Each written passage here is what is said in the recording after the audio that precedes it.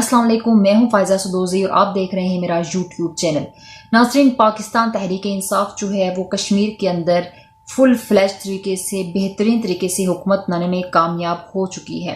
इस टाइम तक जब मैं वीलॉग कर रही हूँ, इस टाइम पर ये चीज़ सामने आ गई है कि पाकिस्तान तहरीक इंसाफ सादा एक्सप्रेस से विन कर चुकी है और वो कश्मीर के अंदर कप्तान साहब जो हैं वो हुकूमत बनाने में कामयाब हो गए हैं और यहाँ पर भी वो अपने मंजे हुए कारनामे अंजाम देंगे जैसे कि वो पाकिस्तान में दे रहे हैं। ये मेरा तज्जिया है और तबसरा भी और एक मशवरा भी है खान साहब को कि जैसे वो पाकिस्तान में आए दिन जो है वो नए ऐलानात करते हैं ऐसा ही वो कश्मीर में करें।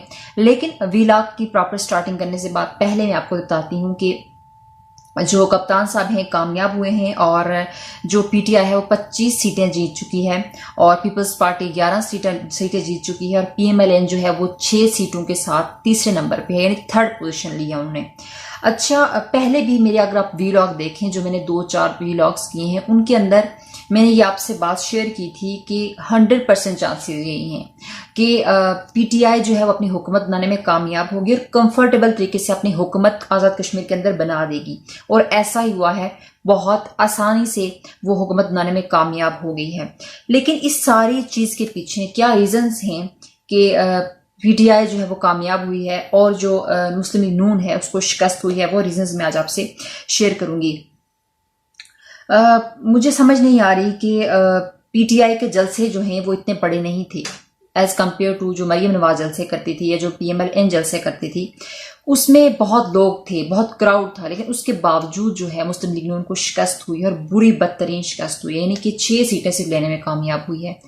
क्या रीजंस थी, क्या वजूहात थी जिसकी बेसिस पे जो है वो पीएमएलएन इतने बुरे तरीके से वहां से उनको शिकस्त हुई। पूरे आज़ाद कश्मीर के डिफरेंट जो है हलकों से, डिफरेंट स्टेशन से मुस्लिम लीग नून उस तरीके से फतह नहीं हासिल करके बल्कि बुरी तरह से शिकस्त से दो चार हुई है। कुछ वजूहात हैं जो मैं आपके सामने रखती हूँ जो मुझे नहीं लगता कि आपको कोई इस तरीके से बता सकता है। जो मेरा एक आइडिया है कि क्या वो 10 रीजंस थी जिसके बाद जो है वो मुस्लिम लीग नून शिकस्त उनका मुकद्दर बनी और मुस्लिम लीग नून जो है वो बुरी तरह से नाकाम हुई है इलेक्शन विन करने में। ऐसी कौन सी वजूहात है वो मैं आज आपसे शेयर करती हूँ। अच्छा, पहली वजह कि जिस भी बंदे की हुकूमत, जिस भी पार्टी की हुकूमत इस्लामाबाद में होगी उसी की हुकूमत आज़ाद कश्मीर के अंदर भी होगी। ऐसा नहीं हो सकता कि इस्लामाबाद में किसी और की हुकूमत है और पाकिस्तान में आज़ाद कश्मीर में किसी और की हुकूमत बन जाए। ऐसा हुआ नहीं। ये एक रीत है, ये एक रस्म है जो बहुत टाइम से चल रही है और कोई भी इस रस्म को तोड़ नहीं सका, कोई भी इस रीत को चेंज नहीं कर सका।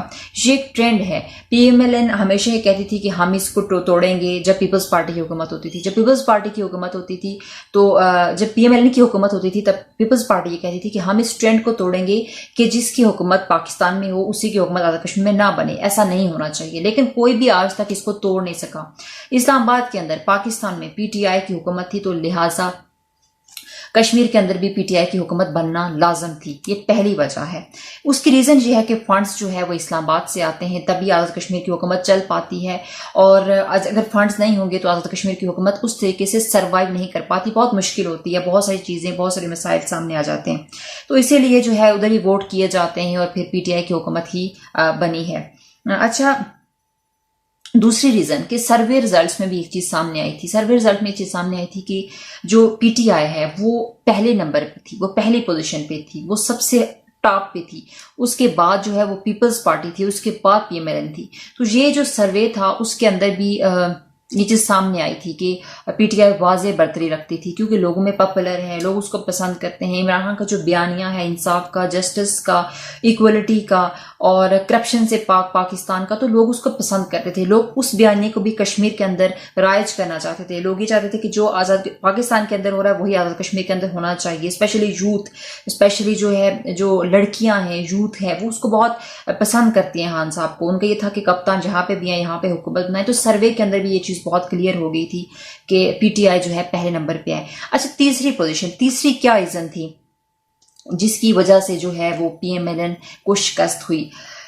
तगड़े उम्मीदवारों का तहरीक इंसाफ में शामिल हो जाना। बहुत तगड़े उम्मीदवार PMLN के और दूसरी पार्टियों की जो PTI में शामिल हो गए, जिसकी वजह से ऑब्वियसली PMLN को शिकस्त हुई, मुस्लिम लीग नून को शिकस्त हुई। अब रीज़न जो भी हो सकती है, जो या उन्हें तहरीक इंसाफ ने बुलाया हो, या फिर मुस्लिम लीग नून ने जो है वो मुस्लिम लीग नून से नाराज़ हुए हों, या फिर कोई भी रीज़न हो सकती है, लेकिन बहुत सारे ऐसे जो पावरफुल कैंडिडेट्स थे वो PTI में शामिल हो गए, जिसकी वजह से PMLN को बहुत बड़ा दचका लगा। मुस्लिम लीग नून को जो है इस रीजन की बेस पे भी शिकस्त हुई कि उनके पास जो है वो उम्मीदवार माइग्रेट हो गए, जिसकी रीजन पर वो जो है ये मसला हुआ। अच्छा, कोई भी उम्मीदवार, कोई भी तगड़ा उम्मीदवार ये कभी नहीं चाहेगा कि वो किसी ऐसी पार्टी के साथ हो जो एस्टेब्लिशमेंट के भी साथ के खिलाफ हो और जो कमज़ोर हो। हर पार्टी का कैंडिडेट ये चाहता है कि वो अगर अपना पैसा लगा रहा है तो उसका पैसा ज़ाया ना हो, उसका पैसा जो है किसी जायज़ जगह पे लगे और हुकूमत में जगह बना पाए। तो इसी वजह से बहुत सारे तगड़े कैंडिडेट्स जो है मुस्लिम लीग को छोड़कर PTI में शामिल हो गए थे। अच्छा, हर कैंडिडेट की चाहता था कि PTI से इलेक्शन लड़ा जाए, क्योंकि वो जानते थे कि आने वाली हुकूमत PTI की है, PTI की पाकिस्तान में हुकूमत है, तो PTI की आज़ाद कश्मीर में भी बनेगी। तो हर कैंडिडेट ये चाहता था कि हम जो है सिक्योर खेले और हम PTI की तरफ शिफ्ट हो जाएं, और ऐसा ही किया। बहुत सारी मिसालें आपके सामने हैं, अगर आप डिटेल्स में जाएंगे तो आपको इलेक्शन के हवाले से तमाम डिटेल्स मिल जाएंगी कि कौन कौन से कैंडिडेट थे और कितने पावरफुल थे जो उधर शामिल हो गए। अच्छा, इसका PMLN को बहुत नुकसान हुआ। मैंने आपको पहले ही बताया कि ऑब्वियसली जो बड़ा कैंडिडेट होता है, पावरफुल होता है, उसके चाहने वाले ज़्यादा होते हैं, तो वो अपने साथ सारे वोटर्स को लेकर दूसरी पार्टी में चला जाता है। उससे पार्टी बहुत कमज़ोर हो जाती है, क्योंकि डायरेक्टली मुस्लिम लीग नून की जो मरियम नवाज साहिबा हैं वो इलेक्शन नहीं लड़ रही होती वोटर के साथ, बल्कि कैंडिडेट लड़ रहा होता है, तो उसका नुकसान हुआ PMLN को। अच्छा, चौथा क्या पॉइंट था इस पूरी कैंपेन के दौरान? इस पूरी कैंपेन में आपको शहबाज शरीफ कहीं नजर नहीं आए, वो आपको किसी भी स्पॉट पे नजर नहीं आए, किसी भी एरिया में, किसी भी सर्कल में नजर नहीं आए। इस पूरी कैंपेन में जो आज़ाद कश्मीर के अंदर कैंपेन चली इलेक्शंस की, शहबाज शरीफ गायब थे, और ये बहुत बड़ा रीजन है मुस्लिम लीग नून की नाकामी का, और ये भी एक बहुत बड़ी वजह है कि कैंपेन उस तरीके से नहीं चल पाई। और कम्युनिकेशन गैप था। जब कम्युनिकेशन गैप होगा लीडर्स के बीच में और पूरी जो मैनेजमेंट है उसके बीच में, तो फिर ऑब्वियसली वोटर जो है, वोटर के दिल पर वो बात नहीं लगेगी। जब आपके अंदर दराड़े होंगी तो लोग बाहर से फ़ायदा उठाएंगे, उससे आपकी अपोजिशन ने भी फ़ायदा उठाया।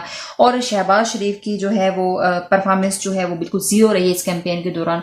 मैंने देखा है कि 6 से 7 ट्वीट्स थी टोटल इस पूरी कैंपेन में शहबाज शरीफ की। जब आपके पार्टी सदर की ये परफॉर्मेंस होगी तो उसका रिजल्ट, उसके कॉन्सिक्वेंसेज आपको भुगतने पड़ेंगे, और वो पार्टी ने भुगते। मुस्लिम लीग नून जो है बुरी तरह से शिकस्त से 2-4 हुई। अच्छा, मैंने आपको बताया कि कम्युनिकेशन गैप है, और ये आपने देखा है कि जो शहबाज शरीफ थे वो ही वॉज नो वेयर, कहीं पे भी आपको नजर नहीं आए। कम्युनिकेशन गैप बहुत था।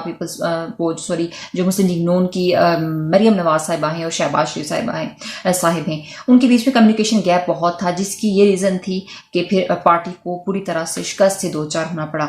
अच्छा, जो हमदुल्ला मोहिब से मुलाकात हुई है इलेक्शन से 2 दिन पहले नवाज शरीफ साहब की, ये बहुत अजीब बात है। ये बहुत एक जिसपे हमें हंसी भी आती है, और मुझे समझ नहीं आती कि आप इतने बड़े लीडर हो के इस तरह की बोंगी हरकत कैसे कर सकते हैं।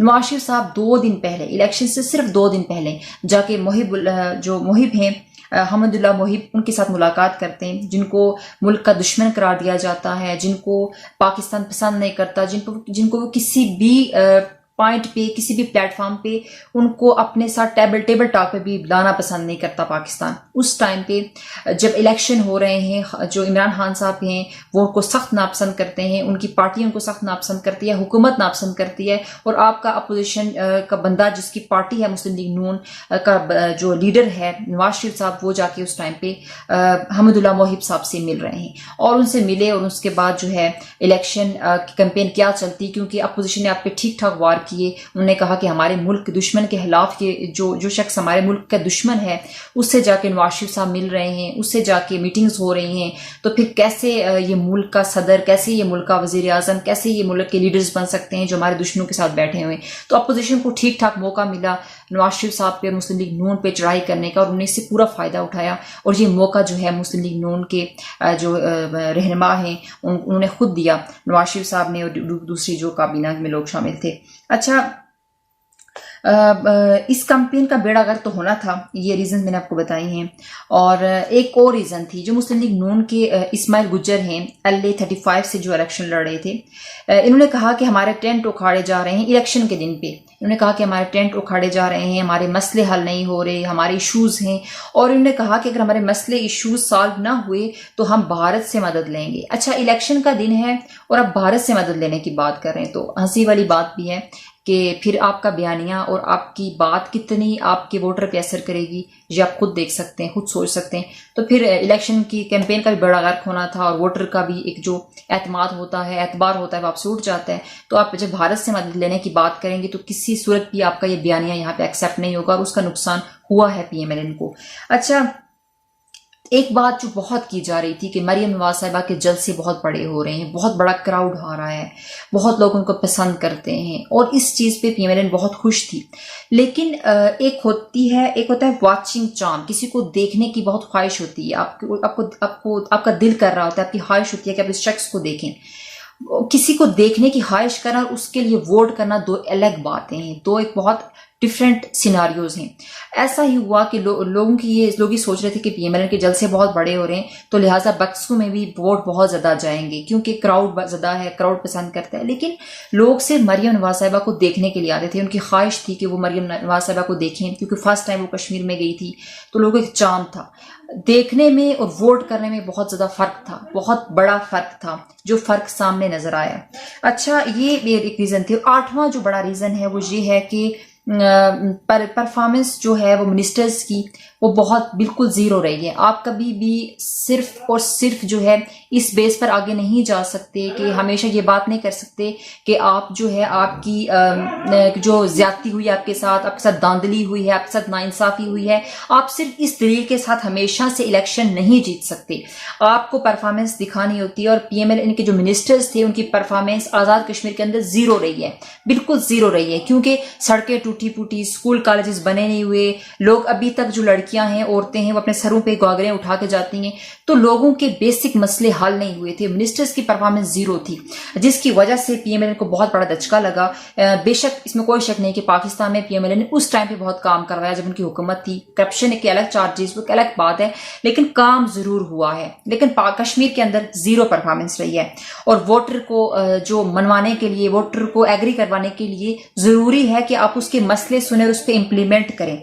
अच्छा, मुस्लिम लीग नून की परफॉर्मेंस तो जीरो रही है। उसके बाद अच्छा, 9वां जो एक पॉइंट है, नवाज शरीफ साहब का खुद गैर हाजिर होना, क्योंकि ये पार्टी जो है वो मुस्लिम लीग नून है, मुस्लिम लीग नवाज है। जब आप खुद यहाँ पे सरफेस पे मौजूद नहीं होगे तो लोग आपको वोट नहीं करेंगे। आपका चाहे जेल में हूं या बाहर हूं, लेकिन आपका पाकिस्तान होना जरूरी है। अगर आप पाकिस्तान से बाहर हैं तो आप वोटर की वो अटेंशन नहीं ले सकते, आप वो मुहब्बे वतन होने की वो दलील नहीं पेश कर सकते। तो ये बहुत जरूरी था। नवाज शरीफ साहब जो है वो यहाँ पर मौजूद नहीं थे, जिसकी वजह से PMLN को बहुत बड़ी शिकस्त का सामना करना पड़ा।